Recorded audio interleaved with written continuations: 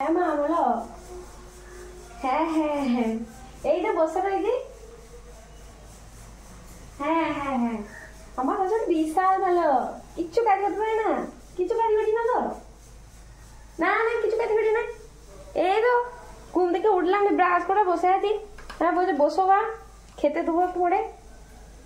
হ্যাঁ এই তো খেয়ে নেবো। না না, তুমি চিন্তা করো না, আমি কি একদম ভালো আছি, ঠিকঠাক আছি। হ্যাঁ, তোমরা সাবধানে থাকবে।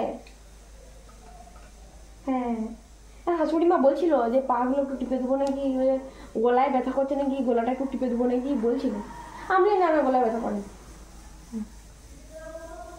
ও, আমি তো কাজ করতে যাই, কাজ করতে দেয় নাই তো আমাকে শাশুড়ি মা। না, একটা কাজও করতে দেয় না। বলছি কাজগুলো করে দিই, করতে দেয় না। হ্যাঁ, কাজগুলো করতে দেয় না, কাজগুলো করতে দিলে তো সব হয়ে যেত, কাজগুলো বাগানো একা একা করছে গরমে। হ্যাঁ, না শাশুড়ি মা রান্না মানে সব করে, কেন আমাকে কিচ্ছু করতে হবে না। হুম, আমি কিছু করি না। দেখি বউ আমার দুর্নাম করছে নাকি, কি বলছে শুনতেও পাইনি বাবা, কে জানে কি বলছে।